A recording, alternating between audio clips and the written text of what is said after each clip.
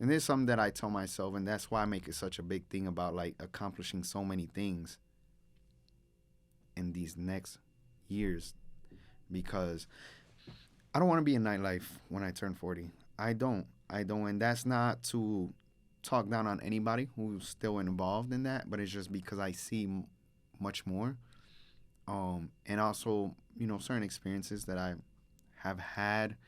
I'm not gonna say necessarily negative, but maybe draining. Mm-hmm. And me putting this boundary is almost like me in a way like saying, I love this, but at some point I want to protect my mental health even more. Mm-hmm. And therefore, like at this mark in time, I see myself going in different directions. This is Sad Boy Radio. What's going on, everybody? Welcome back to Sad Boy Radio. I'm your host, Matt, and today, man, we got a legend in the building, fucking up the game every fucking weekend. The DJ who made something out of nothing. Go ahead and introduce yourself, man. DJ Ozone, Humble Park, born and raised, Dominican. It's been a journey. The journey's not done, but it's been a journey. But I'm just happy to be here, and share my experience, insight, et cetera, et cetera. As a fan of the podcast, like, to me, is an honor for you to have me. So. For sure, bro. Appreciate it, for real. Man, but before we get into it, man, you got to give us the story behind the fucking up the game. I personally know it because I found out, but you got to let the, audience know. The thing about fucking up the game, like, because a lot of things that have taken place and, you grow up and, things take you in different directions. Fucking up the game is actually DJ Ozone and DJ Rec. DJ Rec, that's my best friend since high school.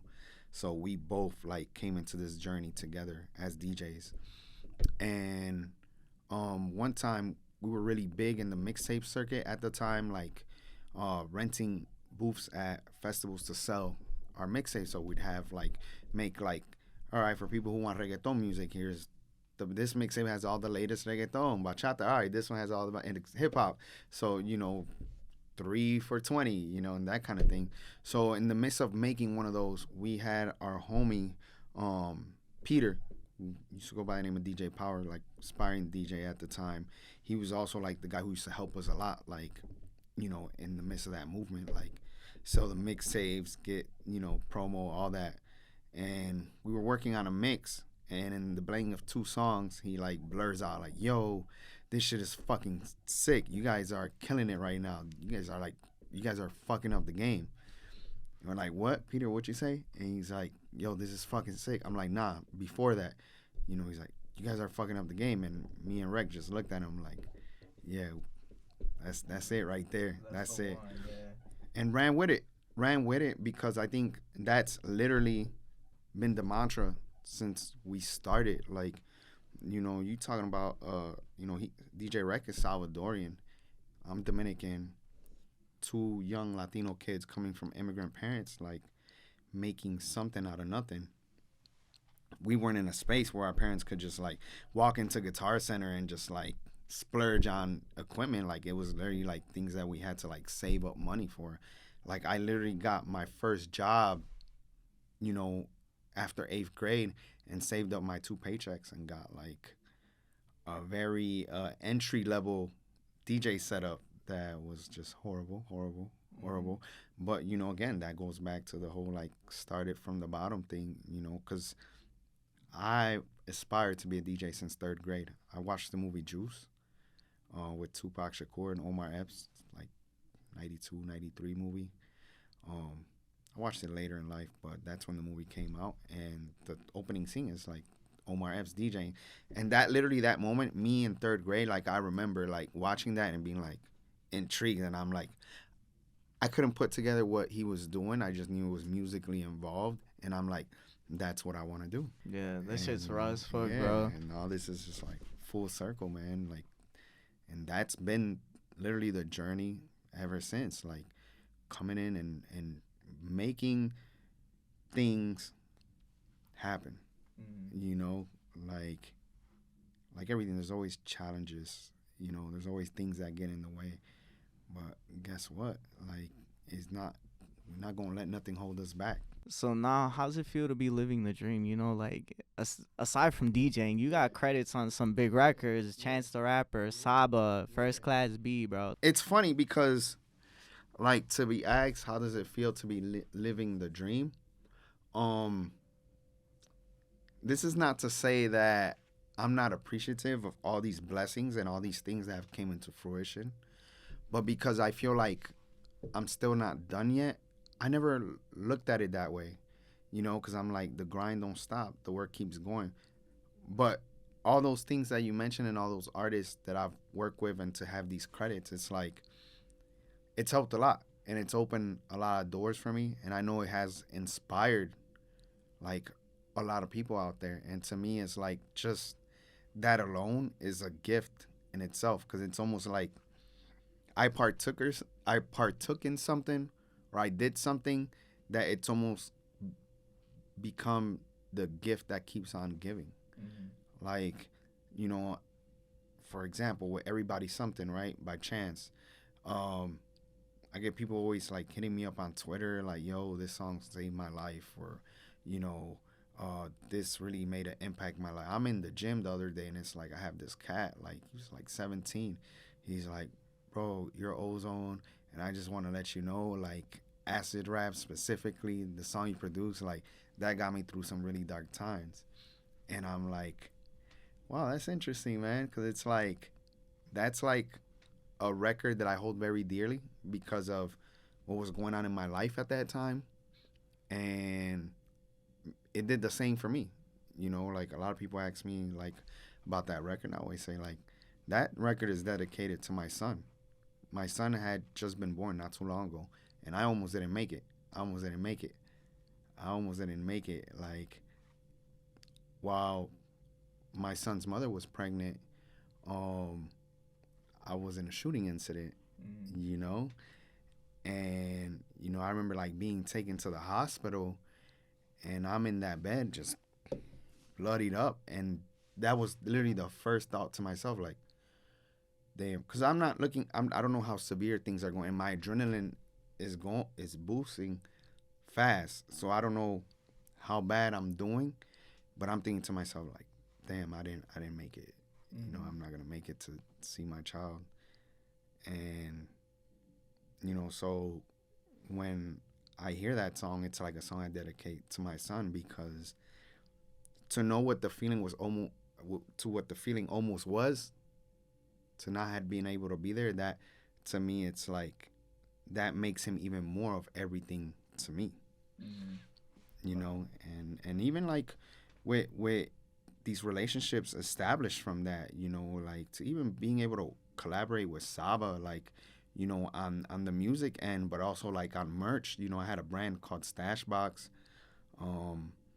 and we actually did the merch for Comfort Zone for Saba's project, and that came from the work we did musically together. And Saba was a very big supporter of the clothing brand.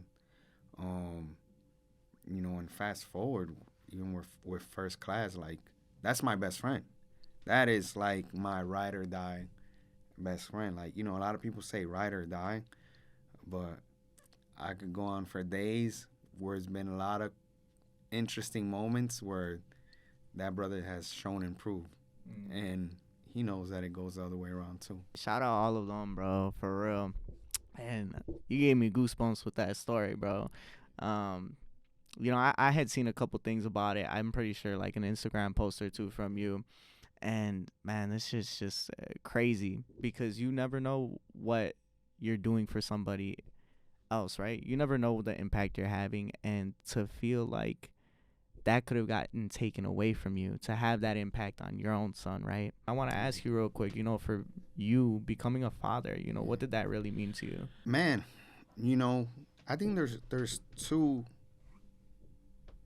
parts to the answer to that question, because there's becoming a father at that time and what the things that were going on in my life and what it has been now, because there's been a lot of transitions in my life in that journey.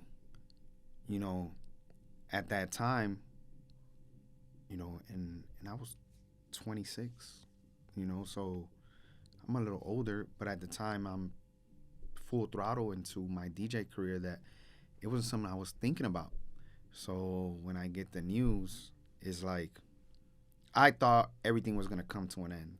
In my mind, what I imagined was, all right, I'm being a father now. This DJ shit is over. That's it. It's a wrap. It's a wrap. Like we're done. Like that's it. Like everything that I'm into, the lifestyle that I'm into, like that shit's a wrap. I remember even going to Barney's and thinking to myself, well, this is the last pair of Balmain jeans I buy because this shit is done.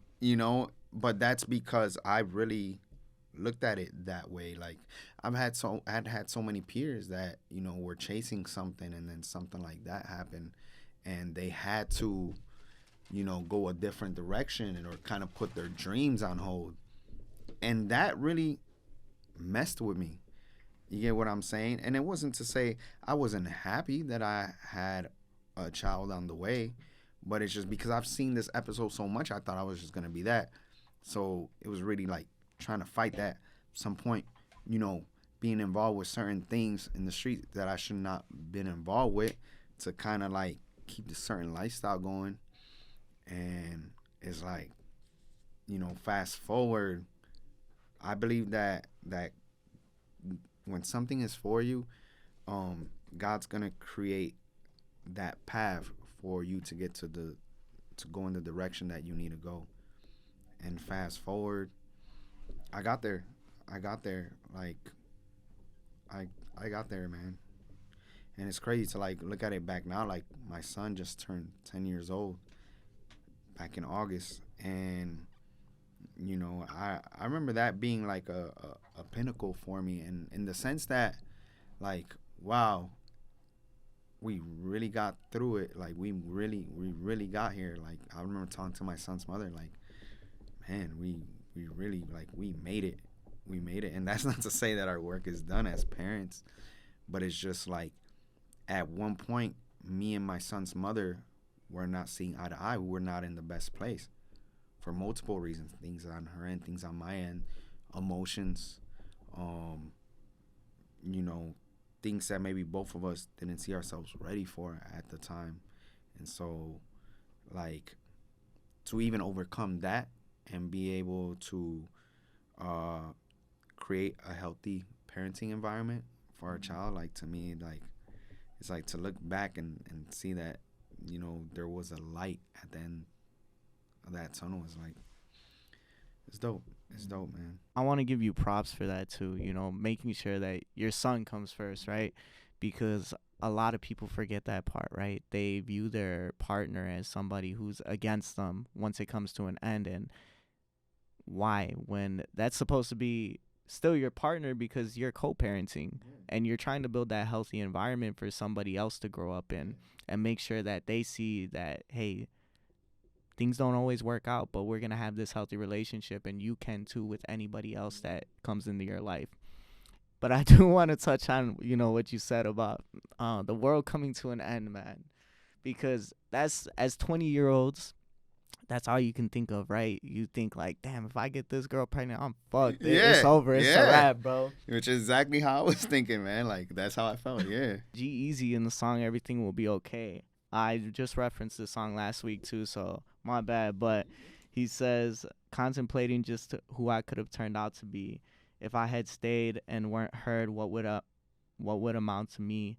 If I had looked and I ain't found what I have found in me. I mean, it's hard, but they love me, never look down on me. And he's questioning himself, right? Like, what if I took this path? What if I ended up staying home and, living this ordinary-ass life? You were a social worker, right? Yes, sir. Yeah. Yes, sir. So, like, just imagining that for you, right? You didn't follow your dreams. You said, hey, fuck it. I'm going to live this ordinary life. I'm going to raise my kid. I'm going to be a social worker. But would that have fulfilled you? Would you have been happy with the life that you're building, right? And even for me, right, I've had to take a step back and realize, like, hey, I value these relationships I have, but now you're cutting into my work. Now you're cutting into my goals and aspirations and where I want to end up in life. I'm only 22, But even you, right? You said that you're trying to beat that race to 40. You're trying to accomplish all this shit before you get to 40. For me, I'm trying to accomplish all this shit before I don't even know what age, but I just want to be able to say I'm successful. You know what I'm saying? For you, though, man, really, what do you feel like that life would have looked like had you chosen a different route? It's funny, man, because that applies to so many different phases of my life, right? There's the social work phase. So, you know, I grew up since a teenager around a non-profit organization called Build. You know, it's being a youth part of that program, to being a group aide, which was basically like a high school like assistant to the program, to like eventually moving up to being a social worker, to be specific, a prevention specialist. Prevention specialist was like you were starting after school programs with a couple of different schools, CPS, that you had going, and basically the purpose was to kind of like create something for these teenagers to have after school, you know, and not like your typical do your homework program. Like obviously there was that in there, but it was more to it where it's like you're really creating this environment for them to be able to express themselves in ways that they can't do during school, because you know there's all these rules and things and that. So to me, that was rewarding, right? I loved that. It felt good. But I always used to say myself this, right? And I always had music and DJing since I was a child in my heart. But I had other things too because of where I grew up and certain people that I grew up, including my dad. So I had these certain aspirations that involved a certain lifestyle. And I used to be like, I love being a social worker and the impact that I'm making on the youth. But I also want a Lambo. And I'm like, I don't know any social workers that have a Lambo. But I'm like, but I know a few DJs that do. So, you know, there was always like that thing where it's like, in a perfect world, I could have both. And I think it's starting to come full circle a little bit now. But, you know, I was not willing to give up that dream of like being a DJ producer. And so I made that transition and I don't regret it. Do I wish maybe I still would have been moving in that world that I was in? Yeah. But, you know, I'm enjoying this, and I'm a big believer that it will, and it is, all coming full circle. You know, like I see myself now like older, and I'm watching this new generation of DJs coming in and killing shit, right? You know, Drip, King and Ness. The list goes on, right? And to be able to share a lot of my experiences and maybe in certain ways cut them X amount of years of things that they might not have to go through that I went through. Like to me, I'm like, okay, it gives me like reference point that there's a purpose for me here besides just only the DJ part. Like, is to be able to give guidance and mentorship in whatever form that comes. You know, because there's a lot of things that goes into this that I didn't have any kind of guidance. You know, like even now I talk about it, like I had older DJ homies when I first came in, but nobody told me what happens after 30, you know, and I wish that some, you know, maybe they would have told me like, yo, you know, just know that after 30, your following gets older and they don't go out as much. So just know, like, you know, don't expect that maybe if you throw a party, it's going to be like what you're normally used to because people got other priorities, etc. Some people like not doing nightlife anymore, you know. So I didn't have that, you know. But guess what? Now to like all the younger homies, I can be like, yo, it's not to say that it ends, but just save money, you know. Same thing with like health and mental health. Like, you know, partying is cool, participate, it's fun, but keep a balance. Take care of yourself physically, mentally, emotionally, spiritually, because this stuff takes a toll on you. I make it a thing not to drink when I'm not working. So let's say I don't work Monday through Thursday. I'm not putting alcohol in my body because I believe it needs to reset. Like right now, I'm in a space where I'm like, as of September, I quit drinking till my birthday. My birthday is November 16th. But it's because we do this for a living. So at some point, you need a detox from these things, you know, because they have an effect on you, you know. And then like I go to the gym every day, you know, at least for sure 4 to 5 times a week. Why? Because I'm trying to preserve my body. My body's a temple, and you're putting yourself through a lot in this industry. Those conversations aren't had often.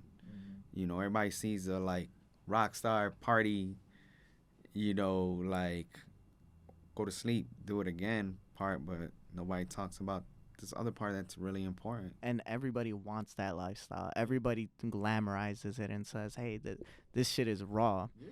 You don't see the other side of it.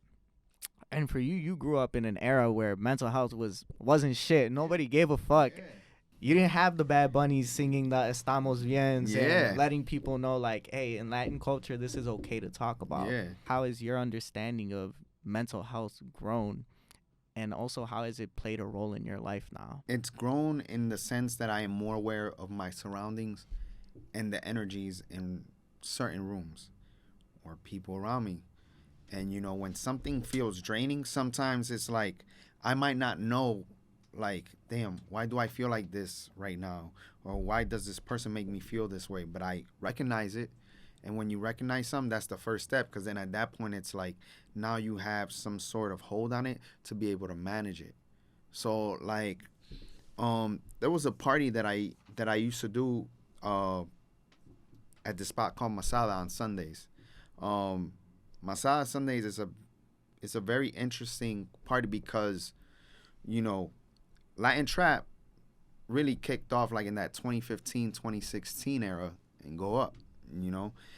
And at that time in Chicago, we didn't really have a lot of spots that played Bad Bunny, Ozuna, you know, the new Nicki Jam stuff, like, you know, and the list goes on. We brought that to Masada. You get what I'm saying? And that started something, and it was booming. We went on and did that till COVID happened. From 2016 till COVID happened. And there was a period of time where I would get anxiety when I would be in there, and I didn't understand why. But I would literally go. I did 1 hour. DJ Yvonne did another hour. I did 1 hour. We would rotate hours. I'd do my set. I'd go outside or go in my car, probably hyperventilating, and I'm like, I don't know where this comes from. Like, doesn't feel normal. And it went like that for a while till like there came a point where I'm like, I really need to figure out more where this is coming from, because that's not a good feeling, you know. And that comes from certain energies that transfer on from being around certain people, sometimes even from liquor itself. Like, you know, they call that a spirit because that's what it does. It alters it, whether it's in a good way or a bad way, you know. And some people who drink, like, experience depression from the liquor. You know what I'm saying? So it's like, yay, turn up. And then when you coming down, it starts to hit you. And for a very long time, I didn't understand this. It was just, hey, here's a shot. Here's a, oh, yeah, let's go. Turn up. Boom. Bottles. And then I'd find myself during the week, like, experiencing a lot of depression. And I didn't connect. You get what I'm saying? I didn't start connecting that till, like, as of maybe recent, the last year or two, when I've gone into these cleanses of, like, no alcohol. And then I started to notice, like, okay, I ain't been drinking for 2 months. I noticed I ain't dealing with depression a lot or anxiety. And that's where the whole, like, mental and physical health thing comes in. Like, you know, and that's my biggest thing. That's, like, one thing that I preach to everybody involved in this industry. And that's not only limited to DJs. That goes from everything from bartenders, promoters, et cetera, et cetera. You know, like, enjoy it, participate, party, you know, but at the same time, you know, Balance. I 100% get you on that, man, because I remember when I was in college, right? I was partying a lot all the time, blackout like every weekend on some stupid shit. And eventually over time I started realizing like, hey, I don't feel good.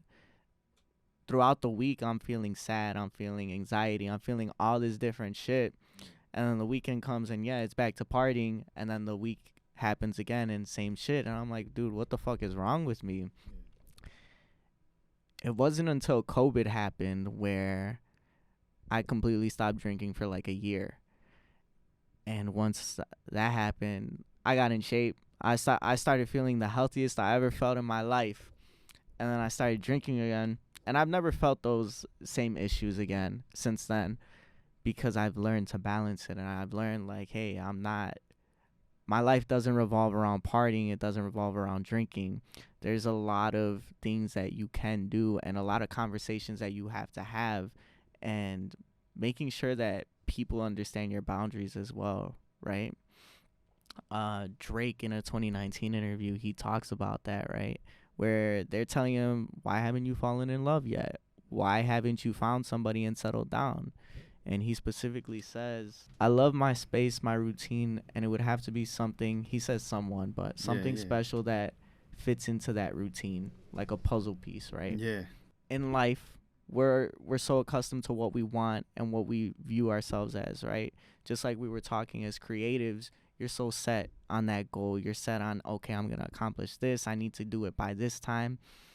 And when somebody's trying to change that in you, it's like, no, I can't. You can't come into my life and say, this is how things are going to go, because you're going to get hurt or I'm going to not be able to give you what you want. That's been a very tough thing for me to have to learn and have to apply to my life, right? When I had a bunch of relationships I didn't give a fuck about, it was easy. I don't give a fuck about you. By all means, walk away. I'll be okay. Been there. But you start to develop relationships that you do care about, whether it's somebody that, you know, you're romantically involved with or a friendship, and you start to care about these people, and it's like they need more of your time. But at the end of the day, it's like, I can't. And you become a slave to this passion that you have that, man, I love what I do. My boy, Alan the Official. I don't know if you've heard of him, but he's very involved in, like, have you heard of Healthy Hood? Yes. Okay, so he's actually dating Tanya, the founder of Healthy Hood. Yep. Okay. I know her. Shout out Tanya, man. Known her for years. Good people. So Alan, in his song Passion Slaves, he says, I've been locked up in my mind, been a prisoner for some time now, kind of hoping I find God. I'm wishing I ain't do the crimes now. I'm doing time now. And he goes on to say how he's stuck in his head, that it's amazing. Yeah, it's a prison, but it also feels amazing because I love what I'm doing. But that eventually he's missing these important moments, like his first son's steps. And it's like, damn, like, you're so caught up in what you're doing. You're so caught up in what you love that you're not even there for the important moments in life. For you, what's been one of those moments? It's funny you ask that because something just came to mind. And I guess maybe probably because it weighed on me a lot this past week. Last week, to be exact. My son had a playoff game, and, you know, he's telling me about it. Wants me to come, and I put my alarm, but I tweaked, and somewhere in there, instead of the AM, I put PM. Keep in mind, the night before, my night ended at like 4 a.m. And so that meant that was like 4 hours of sleep before that game. I didn't make it to that game. But I had made it a thing that I was going to go. So the fact that I missed out on that moment, that really, like, fucked with me a lot that whole week. Because I'm like, man, when it comes to my son, I like to really, like, be there as much as possible for those kind of things. Because when I was his age, it was two things, right? When I was involved with sports or whatever, my mom couldn't make it because she worked. Single mother. My dad had just got locked up for drug trafficking. He got sentenced for 20 years, so he couldn't make it to my game. So literally, like, nobody came out to these things, and it's not like one of those things where it's like, oh man, like I understood it. Do I wish they were there?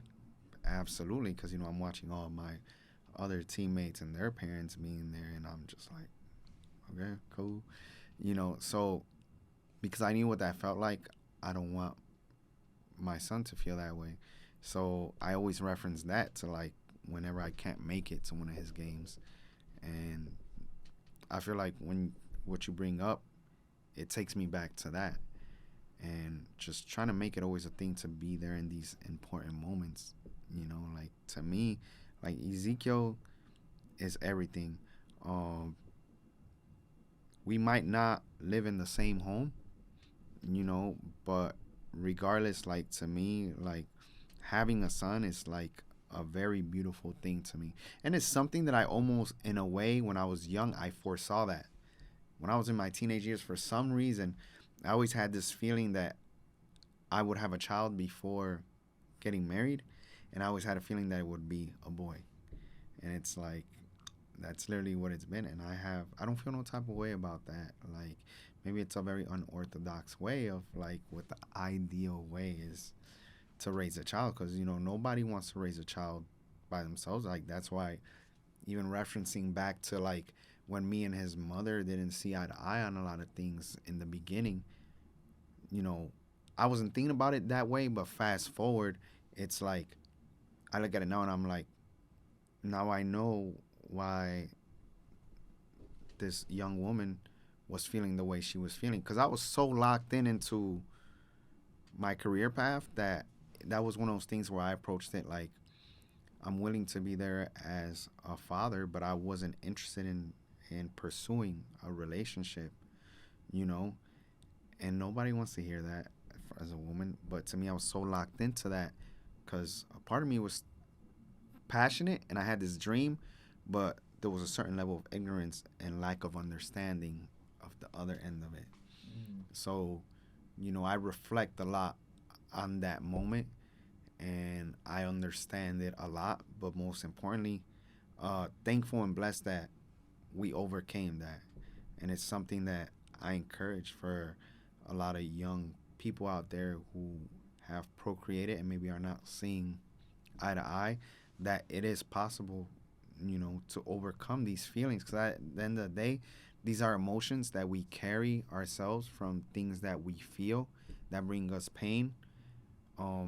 But sometimes it gets in the way of the bigger picture, and we see that a lot in society, especially in minority Latino culture, like I grew up in Humboldt Park. I'm Humboldt Park born and raised, and that's like a narrative that you hear very often, but it doesn't have to be that way. And I knew that because my dad has 6 kids, 5. One of my brothers passed away, but I grew up in a family environment where it's like, okay, cool. Yeah, the reality is my dad does have 3 different mothers that he procreated with. But guess what? Mother's Day, we're all sitting in the same table. No beef. So in my mind, it's like I knew that if you put certain things like to side for the purpose of the bigger picture, it's possible. And that's what always gave me hope that things would change between me and my son's mother, and it did. It took time. It's not something that happened overnight, but No, not at all, man. I mean, it happened, and she's very supportive. One thing I always say, I'm very blessed. I am very blessed to have Jamie, as the mother of my son, because she goes above and beyond, and she has helped me a lot, and she is very supportive of what I do and encourages me a lot. So it's like, and that's not easy to find. Not saying that it's not possible, but it takes a lot of work, a lot of internal work. Something I want to ask you about that relationship, man. There's a lot of questions I have, but for somebody that was so young, right? Because you have people that are trying to change your ideas and the way you live for a very long time. I'm sure it wasn't overnight that she was like, yeah, you know what, I support it. I support what you want to do. Go ahead and do everything you want to accomplish. What was that like for you? How did you really overcome that in a sense, right? Because for me, who, like I said, I'm 20 years old. You got another young man under you, Drip, right? Who he's not in a relationship now, but prior he, just like we said, he had a similar situation. So for somebody who isn't necessarily receiving that support, but knows like that's what they need, what would you say to them? One thing is just understanding that it's not an easy situation, and depending on, you know, situations vary.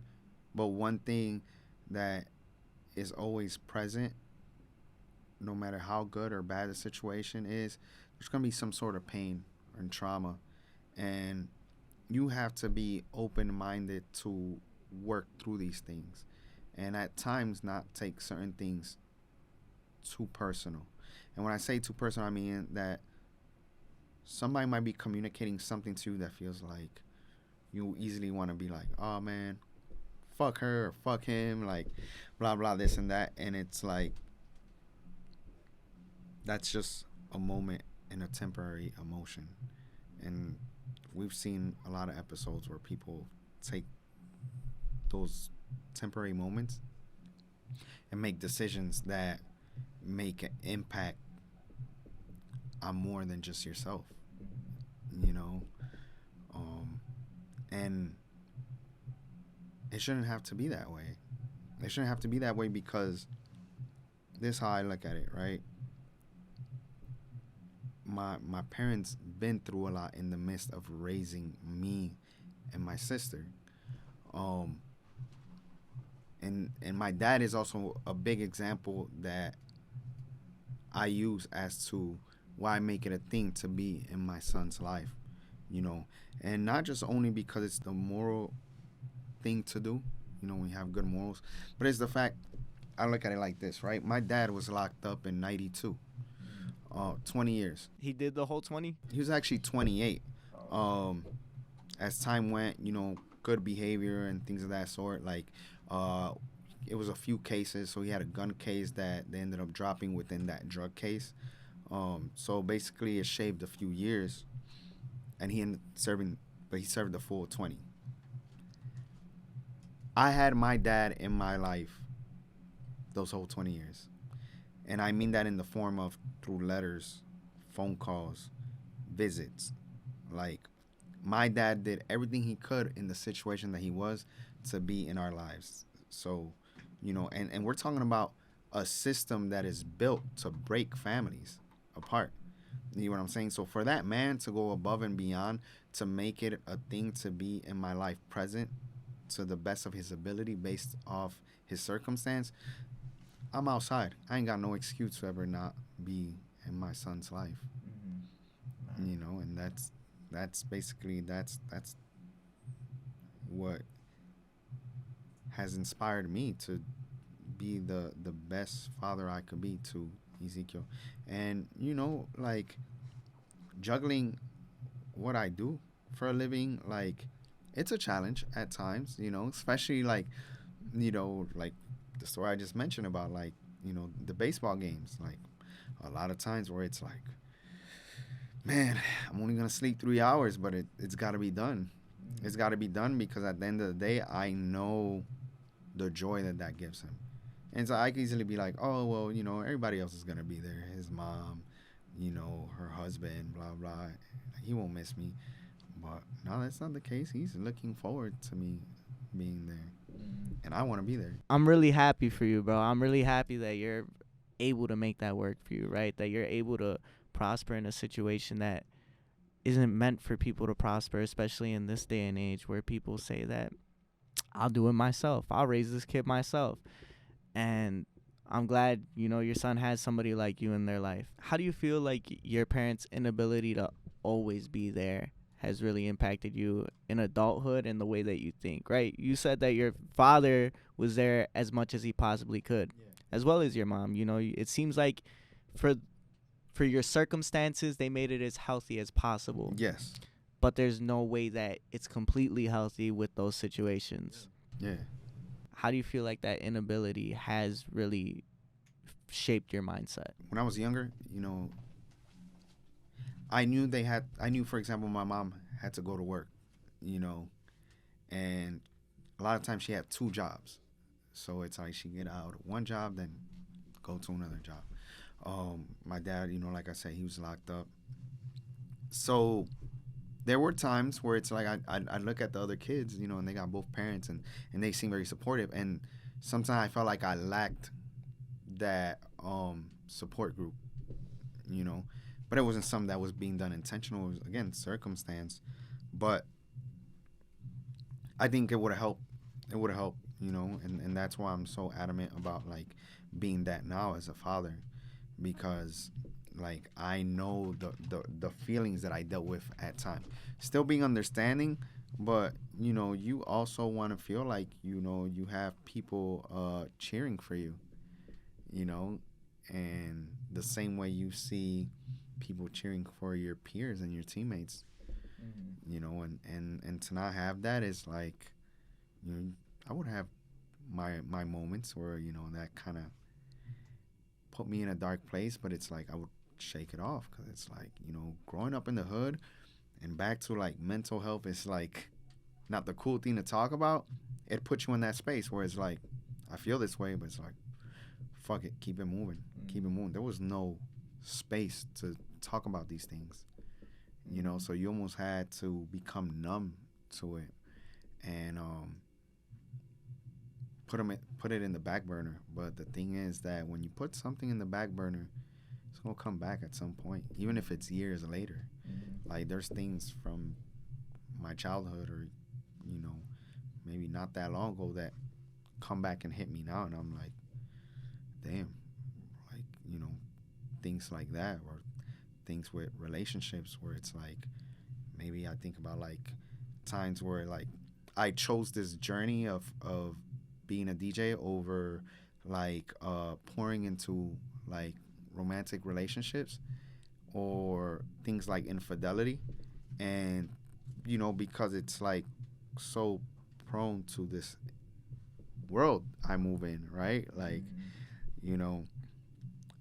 and not understanding the psychological damage that causes to your partner, in the moments of me engaging in these things. Like, I'm not thinking about that, but now, older, more mature, not to say that I'm like perfect now, but I think about these things now more than ever, and it's like, damn, like it makes me like feel some type of way at myself, because it's like, damn, I put this person through something that psychologically fucked them up down the line to where they're gonna probably get in another relationship, but there's certain things that they might be traumatized by. Like, they can have an awesome guy, but that guy might do one thing, like maybe he doesn't call one night, and this person's gonna be like, damn, this just takes me back when he used to call me and he was out here just fucking around and shit.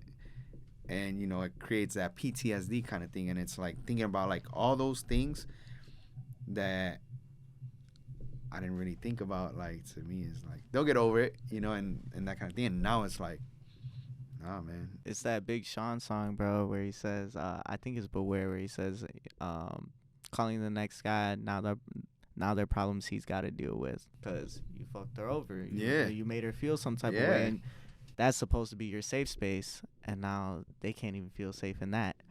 I think, man, just being, so young, that's like you said, that's what you're prone to.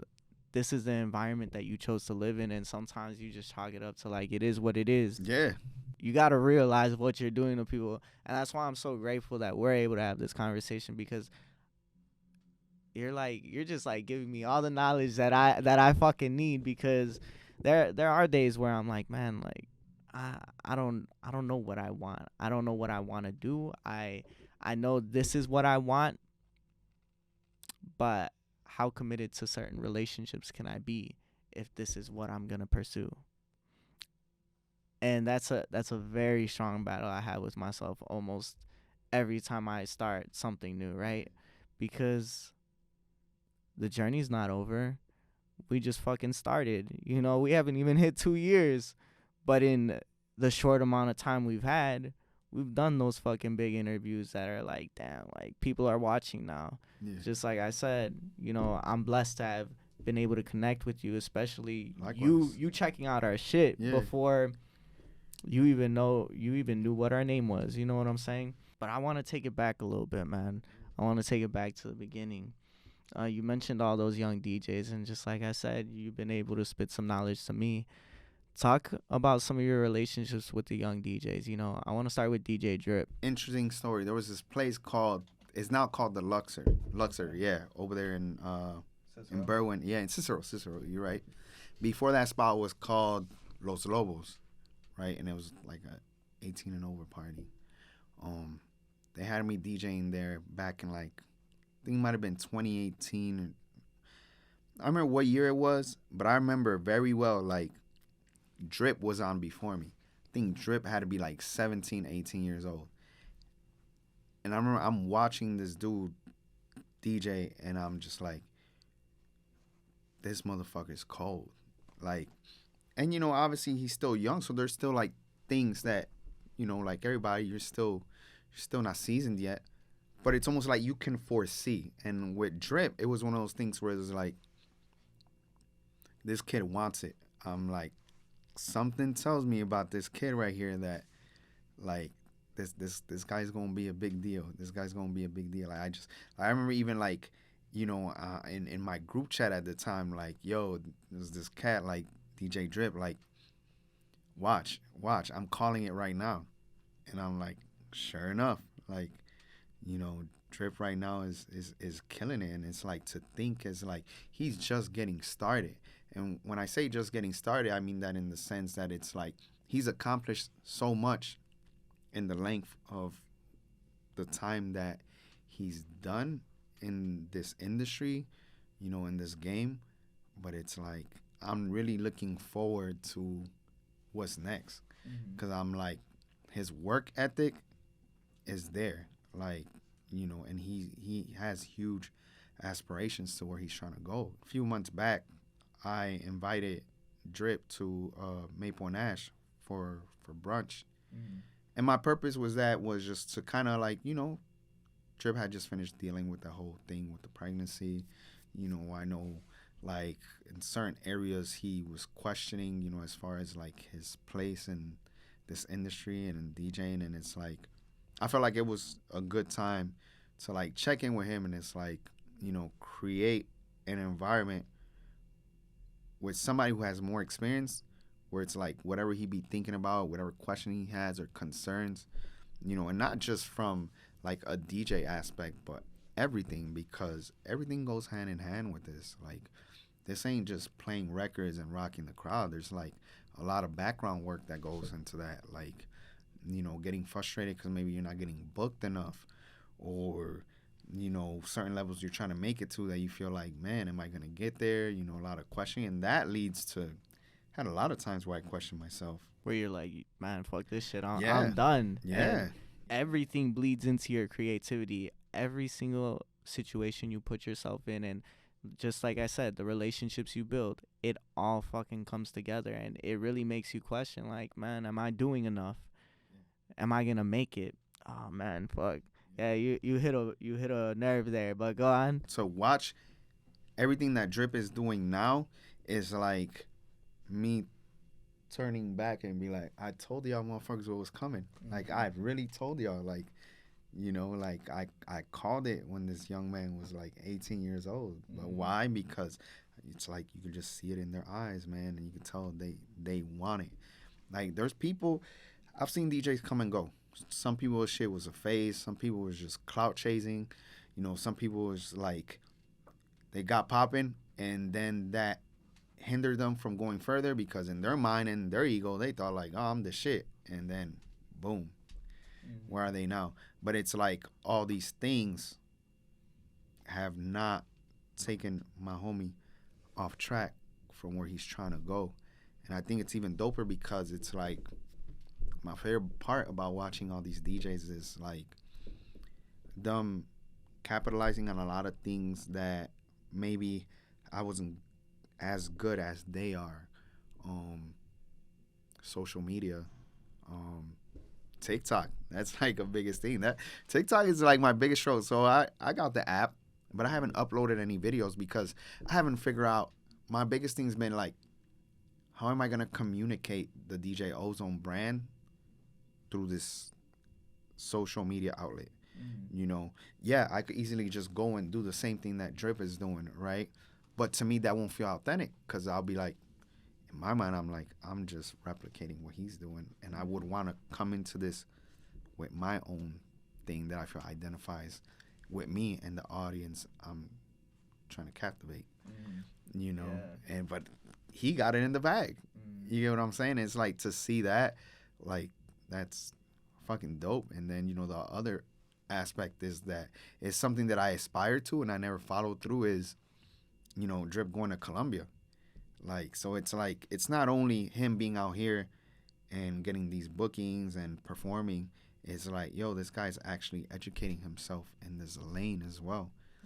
And, I might have chose a different path because in my mind, I'm like, I'm destined to DJ. I want to tap into something that I feel I want to learn more through, like, the school system. That was social work. But everybody always used to be like, you should go to Columbia. You should go to Columbia. Like, yeah. And fast forward, I would go to Columbia to hang out, like, with people that I knew, and kept seeing the environment, and it was like a bunch of creatives, and I'm like, this is where I was supposed to go. You went to Northeastern? I went to Northeastern. Yeah. But I should have went to Columbia. So it's like to watch him, manage both of these angles, do the school thing, still in the lane that he's trying to go, and at the same time killing it, like, in the industry. It's like he's almost like you. He's a young version of you. Yeah. He had that stigma too that he was over there starting fights and shit. Oh man, and don't even get me started with that, man. Your set wasn't lit unless somebody was throwing hands. Yeah, bro. And I got into that, and like my 18 and over scene. That was my thing. Like, and to me, I thought I was doing something great, and in reality, like, yo, you creating yourself as the problem starter, and that's gonna like limit you from the bookings, and then there was that, and then it's like, okay, I chilled on that, but then next thing you know, I'm DJing in the clubs and somebody say something crazy, and then now I'm the one getting into fights and doing things out of my character. And when I say out of my character is because I'm born and raised Humboldt Park, but as far as in my household, like, there's certain things that I've done outside in nightlife and ways I've handled things that I reflect back and I'm not proud of. And I wasn't raised like that. You get what I'm saying? So when I say out of my character, I mean it in that form. Like, regardless of, like, even my dad's involvement as far as, like, a certain world, I wasn't raised to handle things a certain way. So it's like, but this is the wisdom that I come with, where it's like, I pass it along, and it's like, yo, sometimes we find ourselves making decisions on temporary emotions or ego. A lot of times, a lot of fights of mine came from being disrespected, cracking somebody in the head with a bottle, and me not looking like a bitch. That was like the whole thing. But again, that's an ego thing, and thank God, even in incidents like these or pulling out guns in the club, like, these things could have put me in a really, really, really bad place. You know what I'm saying? But just because they didn't mean I should have continued. And I'm glad that I outgrew these things. But, as I did a lot of work on myself, you start to learn, like, this was ego-driven and a false sense of pride. And these things were just leading to situations and putting my career in jeopardy. My career and my freedom. That shit's fucking nuts, bro. And like I said, bro, I'm glad you're here to fucking speak with us and just drop this knowledge. Let's talk about another DJ, King Inez. You brought her out for your recent event. She's a goat, man. Man, another one. young King Ness working at Boneyard. I remember me and Stephen Ponce were out shopping. That's like one of the things, like, that's like our thing to do a lot of times, like go out to eat. Like, I know Stephen since he was 15, so like, that's like family. One day we're out shopping, we go to Boneyard. King Inez is working there. She starts talking to us. We start telling her like, oh, we're DJs. Like, oh yeah, I just started DJing. She's telling us like, yeah, man, I'm finna be the coldest DJ in Chicago. Like the confidence that just oozed out of that statement right there. I remember that moment. Like, it's like that same kind of thing with DJ Drip when I saw him, the first time DJing. It was that same kind of thing where it's like somebody could have heard this young girl say that and be like, get your capping ass out of here. Like, okay, whatever. Everybody says that. But to me, I'm like, something tells me that I'm going to remember this moment because something tells me the level of passion that girl made that statement with. I'm like, I'm gonna revisit this moment. And it's like, fast forward. Look at her now. And all the things that she's accomplished, not just only in the city, but outside, Touring. The touring. The girls' weekend. Yeah, exactly. It's just be these moments that almost like I can foresee things, and that was the thing with King Ines. And I love what King Ines embodies as a DJ, not even only as a female DJ, but as a DJ. Like, I feel like seeing King Inez and DJ Drip, it's like I see a part of myself in them. Mm-hmm. And that makes me happy because it's like I see a part of myself in them, and it's like I get to watch that grow and evolve, because it's like I look at it like this, right? And it be out here a lot of like these like old bitter DJ dudes who be feeling some type of way when like this new wave of DJs come around. But I look at it like this, right? Somebody invented the TV, right? And we had the TV, this box. And then somebody came and turned that into a flat screen. So my whole thing is that's how I look at them. Like, if I came and did this, like y'all basically evolving and progressing the culture, with this shit. Like, and it's not to say like, oh, y'all pick up where I leave off, but it's just like y'all coming in and taking this culture forward. Like, somebody made the TV, so somebody else could come and build a flat TV kind of thing. And then somebody else is going to come and probably, I don't know, we probably won't have TVs. It'll be just a chip that we fucking... It'll be the fucking projector for real. Or you put a chip in your brain type shit, you just start seeing shit. Some sort of episode of Black Mirror or some shit, And it's like, that's how I see these things. So it's like to watch these DJs grow is fucking awesome. And it's fucking awesome because it's like, and there's something that I tell myself, and that's why I make it such a big thing about like accomplishing so many things in these next years, because I don't want to be in nightlife when I turn 40. I don't. And that's not to talk down on anybody who's still involved in that, but it's just because I see much more. And also, certain experiences that I have had. I'm not going to say necessarily negative, but maybe draining. Mm-hmm. And me putting this boundary is almost like me in a way like saying, I love this, but at some point I want to protect my mental health even more. Mm-hmm. And therefore, like, at this mark in time, I see myself going in different directions, whether that's like, more in the real estate industry, like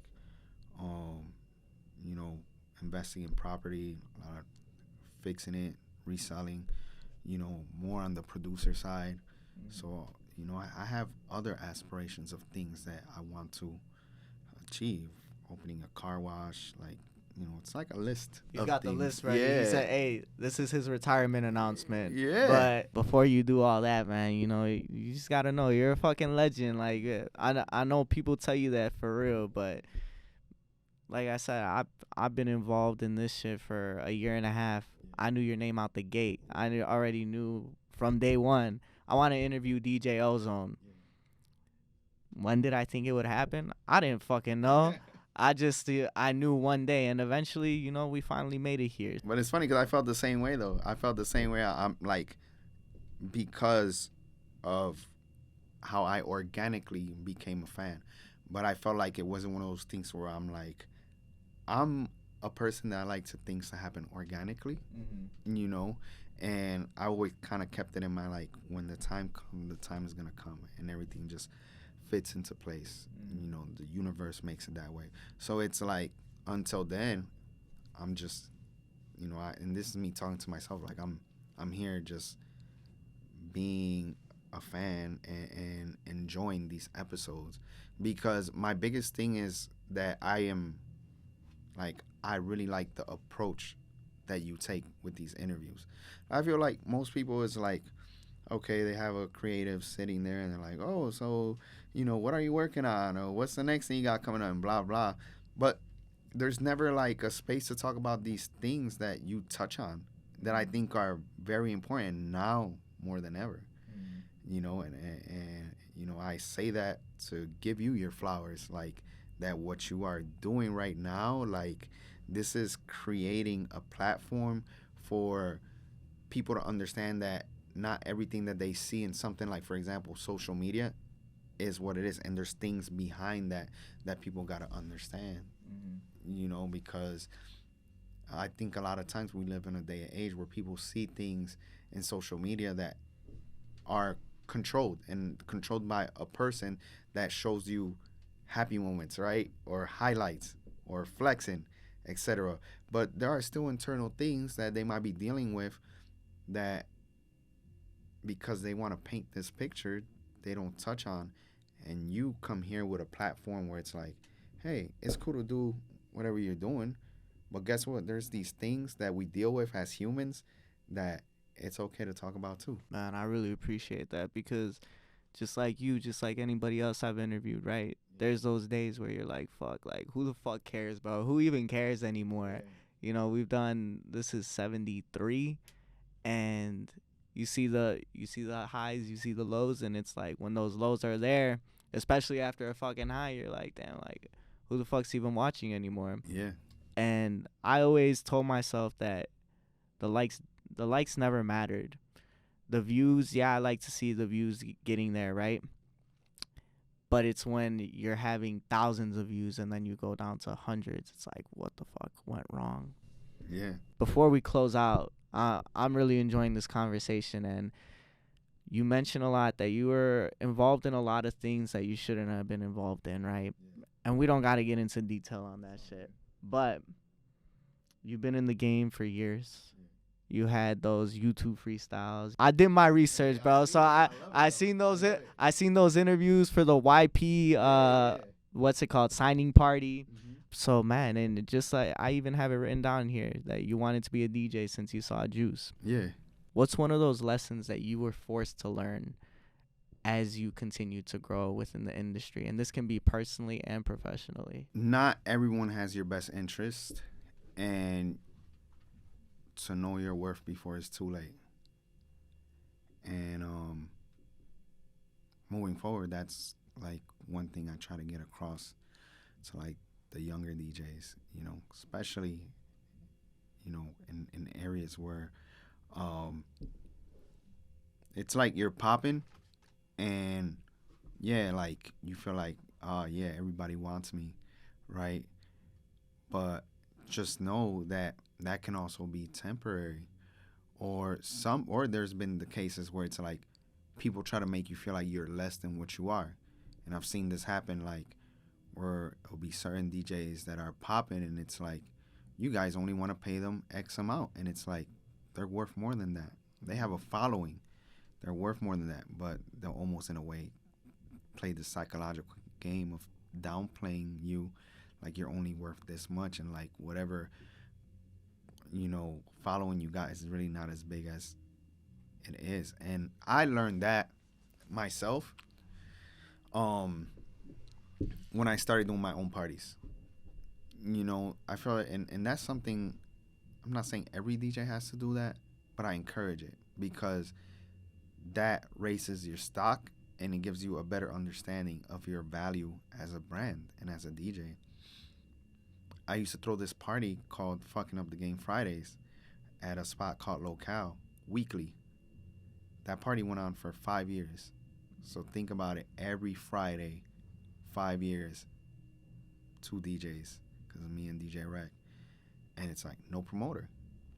So it's like, some promoters can't even keep a weekly night for that long. Because just like you said, your audience is growing with you. So those people stop coming out. Who's drawing in the new crowd? And for you guys to continue to do that, are you guys still close? Yeah, we're close. I wish we were closer, to be honest. Just like, not like on some bad blood stuff, but, you know, my brother's, you know, he has a child, he's married. So, you know, his lifestyle is a little different. He's not as involved in nightlife as he used to be. Like, at one point, like, you know, when it came, like, especially like in that 18 and over scene, like, Rec was like the man, you know. And that's not to take away from who he is now. Like, in my eyes, he showed me how to mix. So in my eyes, he's still the man. But I mean, in the sense of him taking a different direction. Like, you know, he's more on the, like, private events, weddings, you know, still do lounges and bars here and there, but he's kind of gone more in that direction. Last thing, man. Like I said, I really appreciate you coming through. I feel like it was such a dope conversation. And for you, you mentioned the future. You mentioned not wanting to be in nightlife by the age of 40. And as your age continues to rise, just like we talked about, your goals change, your views on life change, and your circumstances are definitely always going to change. What do you see for yourself afterwards, right? So aside from the car washes, aside from the businesses, music-wise, you said you want to focus on production. What would you say you have lined up, at least in your mind so far? More production placements. And I say that to say this. I learned this during COVID. COVID happened. Clubs shut down. You're making a living off DJing and nightlife. Is a wrap. I didn't have a bad COVID period of time for a few reasons. Having a child forced me to do something that I was never doing, and that was saving money. So because I had money saved, I managed to get through the things I had to get taken care of during that time. Another thing was royalties. Those quarterly checks that I get from, example, like Acid Rap, that help keep the lights on, gas on, right, etc., child support. So I'm like, after that, I'm like, this is residual income, and I need to create more of this, and the way I do that is by having more placements, and that's real big for me right now. Who do you hope to work with going forward? And I guess the obvious question would be, right, do you still have a relationship with Chance? Yes. Yeah, man. It's crazy because it's like, I know Chance since he was 15. You know everybody since they were 15. Yeah, I've watched a lot of people, like, you know, flourish, man. And it's like, that's why to me it's like success is at arm's reach, because I've seen Chance do it, I've seen Saba do it, I've seen Joe Freshgoods do it. Like, the list goes on of all these individuals that I was literally grew up around that are living the dream, you know, and they're still not done. So it's like, to me, it's like, this is not unreal. This is probably just like, you focus and know the direction you're going with the audience that you want to grow, you know. And with Chance, like, every time me and that brother, you know, connect, like, it's always good vibes, you know, and good business. Because on the business end, I have no complaints at all. Like, Chance been very on point on the business end. You know, I know a lot of people got, like, horror stories about working with artists and not getting certain money that they didn't like. I will say, one thing's for sure is Chance and company, like, A1.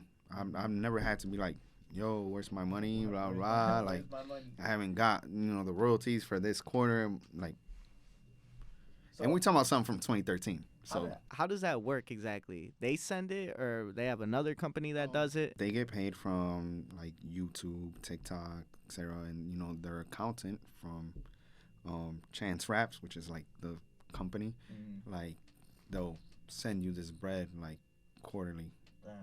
Yeah, and that's to your bank. Are you anybody's official DJ right now? Of course, my brother First Class B, like so there's that. Like I've had people like ask me to DJ for them and things of that sort, and I'll do it. But as far as like official as of right now, like just First Class B, and that's like it's a great thing for me to like have a best friend that I can work very well creatively and be able to push them in a direction for them to follow their dreams. Like like this guy's done Summer Smash 2 years in a row. Is it only 2? I thought it was like 3 at this point. Now he's done 2 years in a row already. Yeah, and it's like there's like big artists that haven't even got the opportunity. Like I made this joke the other day. I was like, cause I'm a big Babyface Ray fan, and I was like, dang, we got it again. Not even Babyface Ray came back. And it's just like I say these things. Obviously I'm joking, but it's also like a reminder. Like, yo, you're here to do this. You're here to do this, and and you're here to really like represent for us, not just as a Mexican American rapper, but as a Latino rapper. And it's like you're not doing Latin trap, like you're just like straight spitting bars, and at the same time representing that. And it's like I'm not saying he's like the only Latino rapper, but the fact that he's pushing that agenda and what he's pushing along with that, because a lot of people, some people do their research, some people don't know. But before B was rapping, B owned multiple barbershops and a smoke shop. So it's like he's coming setting this tone of like entrepreneurship, and empowerment amongst our community, like through this music. It's not just like, yo, look at me, I live this lifestyle, whatever, but it's like pushing taste levels. You know what I'm saying? And not just from a like only like a superficial materialistic aspect, but from like aspiring for more to be better versions of ourselves, through all different angles. And like I mentioned, one of them like being entrepreneurship, like having this mind of like where we are creating something that leads to generational wealth, like aspiring to have things that sometimes we think we don't deserve, or we come from families that like, because and I know this is a narrative for a lot of Latinos, the parents were always working and they never spent money on things like designer and things of that sort because they felt like those are liabilities, and to some extent they are, but it's almost like it created like this idea like I don't deserve those things. And it's like, nah, we work hard, we can provide, but also we deserve to reward ourselves as well. And it's like, pushing all these different agendas is like, and me being able to identify with that through my upbringing is like, the world is ours. And that's something that, just like you said, Latinos need, especially during Hispanic Heritage Month, bro. Let them know, like, facts. There's not that representation in this world a lot of the time, especially, you could say anywhere in the United States, right? But in Chicago, you don't see these Mexican-American rappers, Latino rappers that are just straight spitting bars. You don't have anybody straight spitting bars no more. And I've checked out his music. Honestly, and not even do like a shameless plug, but I feel like that brother has a story. Like, aside from what is just presented, like, that brother really has a story. And I feel like he would be like, I'm not gonna lie, like, you can literally ask him, like, I tell him, like, all the time, like, you need to do a Sad Boy Radio interview. Like, because I feel like a lot of times would be like people see like the things that are being presented through the music, and I think to maybe somebody who's viewing it, depending on who they are, it could come off one-dimensional, and it's like, man, I feel like, no, this person has more to present, and a lot of like present this struggle that goes behind what made him, right? That's what people don't see. People just see this perception that he's giving off and that he's creating. And yeah, that's what everybody wants, right? When they're a celebrity, when they're this public persona, they want to portray this image of I'm hard, I'm soft, like Sad Boy Radio. Like, we're supposed to be sad boys, right? I'm not supposed to look happy when I'm happy. And people are like, are you always sad? I'm like, no. But I mean, the topics we talk about are going to be serious. They're going to be real, and they're going to be real to people's stories. Because if I ever lose that in what we're doing, then what the fuck am I doing? That wasn't the purpose of this. Was never to just straight up come on here and ask questions, right? It wasn't to, okay, this is this person's story. Let me say, oh, what are you doing? Just like you said, what are you doing? What's your favorite song out right now? Oh, how do you feel about what's going on in the news?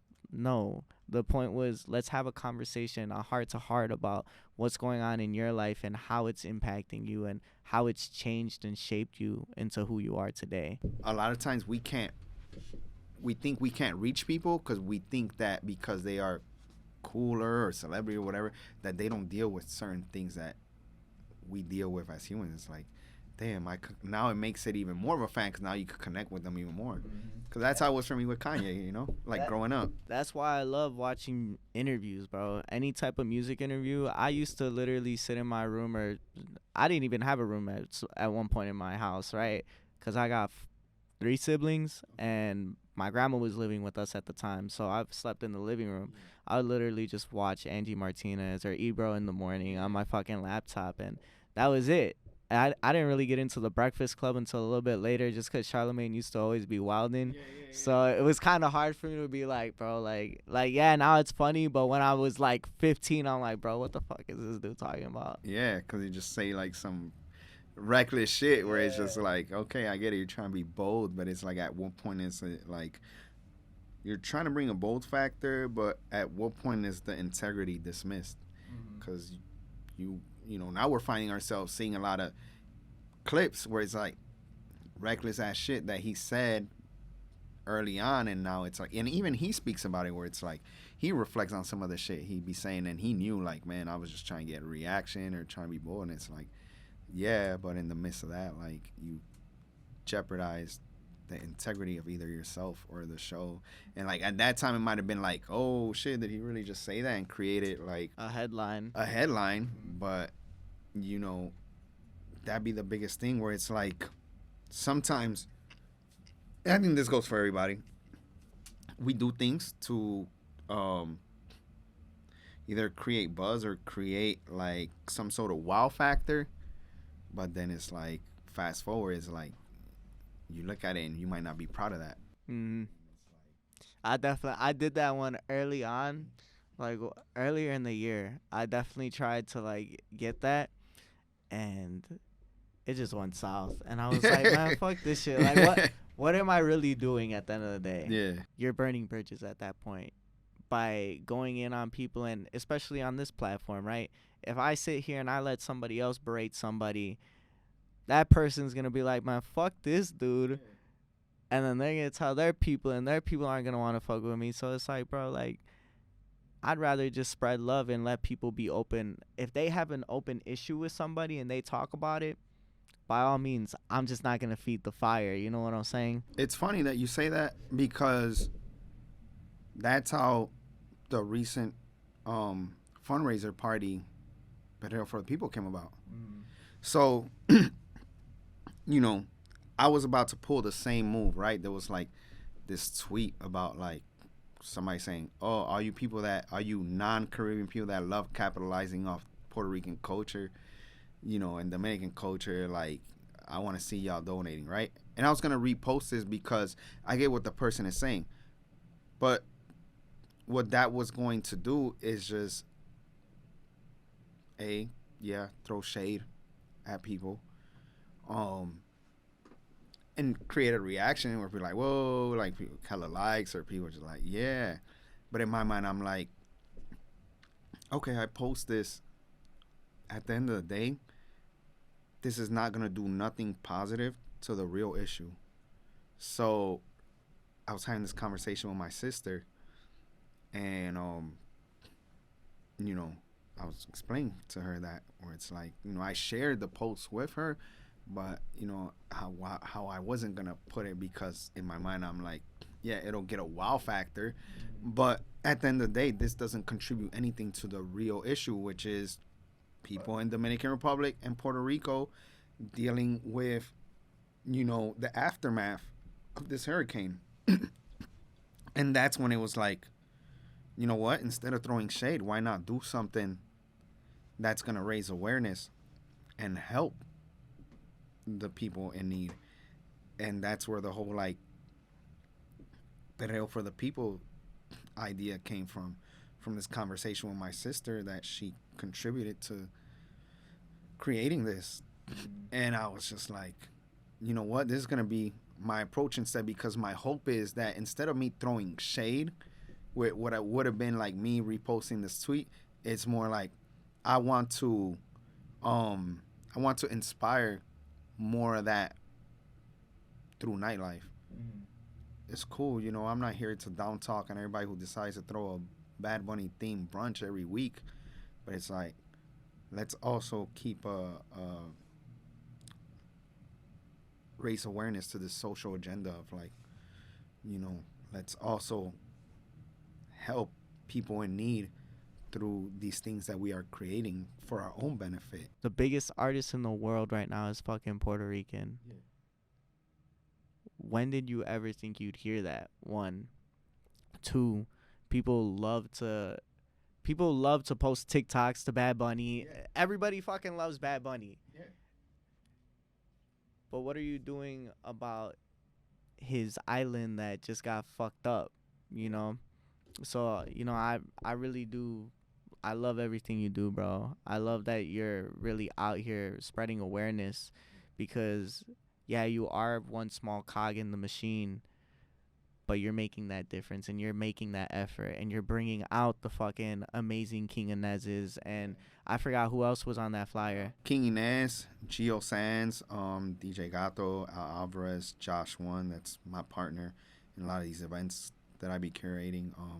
This company called Popular Demand. It's like a entertainment curating event curating company. And it's like for all these individuals to be willing to, because nobody got paid.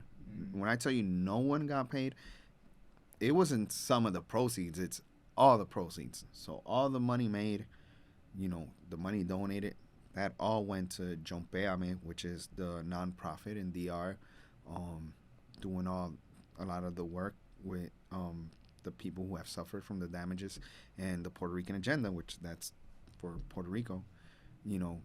All these people donated their time, and the fact that it's like, these are all individuals that easily could have been like, nah, I'm good, or, just could have started capping out like, oh man, I'm booked that day. And it's like, no, they literally were not only about it, but helped me in the sense of like spreading the word. Like, it wasn't one of them like I just show up and donate my cent. Like, nah, they posting up, telling people to come out. And to me, that says a lot about all these individuals involved, not only from a talented level, but also like a human level. And that's dope. It makes me feel good to know that I have peers in this industry that I can count on when it matters. And this is something that really matters, not just to me, but to everybody who took place, to the people who we are helping, and to the people that we will inspire to do more things like this, to help all different kinds of social issues. Hey, shout out all of them. That was on Sunday? Sunday, yeah, Humble Park, Esmeraldas. Shit. Oh, you know what? I'm no bullshit, bro. I was gonna pull up. I went to the Giveon concert. Okay. And I had to take the bus back home because I'm on Lawrence. Yeah. So fucking the concert ended at 10:30. I didn't get on the bus till like 12 because it was just not fucking passing by the area. Yeah, I know how it be getting like later in the night. And I wasn't trying to drive down there. That's too much work. No, I hear you. Yeah, but shit, I'll be at the next one, bro. For sure, bro, man. Definitely love to involve Sad Boy Radio in any way, form, to raise awareness. Because that's another thing, too. Like, now people are like, when's the next one? And I'm like, That moment right there made me happy. And I know people are not asking only from the entertainment factor, like, oh, I just want to go party and drink, because it was a dope ass party and it was a vibe. But I think it's the fact that it makes people feel good, that it's like, damn, I'm gonna have a good time, and at the same time, you know, help. Like that makes it even more of a rewarding experience. Mm-hmm. Man. Well, I appreciate your time, bro. And there's so much more that like we will touch on one day because I still have more notes, but I appreciate you. We're already at what, an hour and a half. So thank you for everything. Nah, man, anytime, my brother. I look forward to any event you have, bro, and just keep me in the loop, man. For sure, for sure. Yes, sir.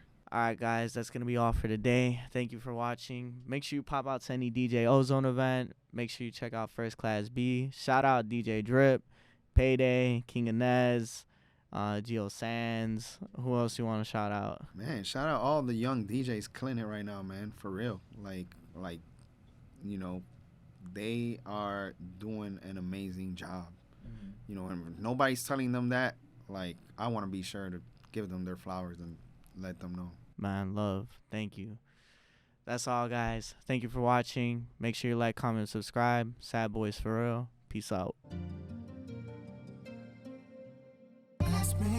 This is Sad Boy Radio.